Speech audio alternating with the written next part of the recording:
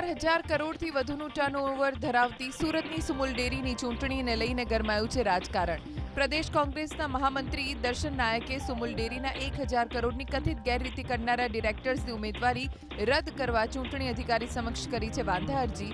દર્શન નાયકનો આરોપ છે કે અગાઉ કરેલી અરજી પર નવસારી જિલ્લા રજિસ્ટ્રારે 2,000 પેજનો અહેવાલ તો રજૂ કર્યો, પરંતુ અહેવાલ સરકારી ઓફિસના ટેબલ પર ધૂળ ખાઈ રહ્યો છે. છેલ્લા 5 વર્ષથી જે ગેરરીતિઓ કરી છે એની તપાસ થવી જોઈએ અને તપાસના અંતે જે કોઈ દોષિત છે એની સામે પગલાં લેવા જોઈએ. એની વારંવાર માંગણી રાજ્ય સરકારના વિવિધ વિભાગો પાસે કરવામાં આવી હતી. એના અનુસંધાનમાં સરકારશ્રીએ રાજ્ય રજિસ્ટ્રારની તપાસ સોંપી હતી અને તપાસનો અહેવાલ નવસારી જિલ્લાના રજિસ્ટ્રારશ્રી પાસે કલમ 86 હેઠળ એ 2,000 પાનોનો અહેવાલ આજે રાજ્ય સરકારના ટેબલ પર છે, માનનીય મુખ્યમંત્રીશ્રીના ટેબલ પર છે. અમારી જે માંગણી છે કોંગ્રેસ પક્ષ વતી વારંવાર અમે માંગણી કરી છે કે સુમુલની જે ચૂંટણી છે એ ચૂંટણી પહેલાં કલમ 86નો જે અહેવાલ છે અને જે કોઈ જવાબદાર હોય એ ભારતીય જનતા પાર્ટીની સાથે સંકળાયેલા હોય, કોંગ્રેસ પાર્ટીની સાથે સંકળાયેલા હોય કે આપ પાર્ટીની સાથે સંકળાયેલા એવા લોકોની જે ઉમેદવારી છે એની જવાબદારી નક્કી થવી જોઈએ.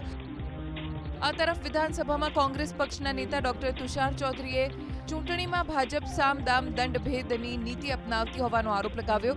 ડોક્ટર તુષાર ચૌધરીએ આરોપ લગાવ્યો કે ઉમરપાડા બેઠકના કોંગ્રેસ ઉમેદવાર સોનજી વસાવાની દરખાસ્ત મૂકનાર રવિન્દ્ર વસાવા છેલ્લા 2 દિવસથી ગુમ છે. તેમનો મોબાઈલ પણ બંધ આવે છે. ત્યારે રવિન્દ્ર વસાવાને દરખાસ્ત પરત ખેંચવાની ધમકી આપી અપહરણ કરાયા હોવાની ડોક્ટર તુષાર ચૌધરીએ આશંકા વ્યક્ત કરી છે. જો રવિન્દ્ર વસાવા ફોર્મ પરત ખેંચવા સુધી પરત નહીં ફરે તો પોલીસ ફરિયાદ કરવાની પણ ડોક્ટર તુષાર ચૌધરીએ ચીમકી ઉચ્ચારી. ઉમરપાડા તાલુકાના અમારા જે હરીફ ઉમેદવાર છે એમના ટેકેદાર 2 દિવસથી ગાયબ છે. એ એમના ઘરે પણ નથી. એને ગુમ કરી દેવામાં આવ્યા છે કે અપહરણ કરવામાં આવ્યું છે એ અમને પણ અત્યારે ખબર પડતી નથી. એનો મોબાઈલ પણ સ્વિચ ઓફ આવે છે. તો ચૂંટણીમાં આ બધી વસ્તુ કરવાની ક્યાં આવે છે ને? આ તો સહકારી ક્ષેત્રની ચૂંટણી છે અને સહકારી ક્ષેત્રની ચૂંટણીમાં પશુપાલકોના મતથી તમારે ડિરેક્ટર બનવાનું હોય છે. તો એમાં પણ આવી ધાક ધમકી અને સત્તાનો દુરુપયોગ, પોલીસ તંત્રનો દુરુપયોગ આ લોકો કરી રહ્યા હોય એવું અમે લાગી રહ્યું છે.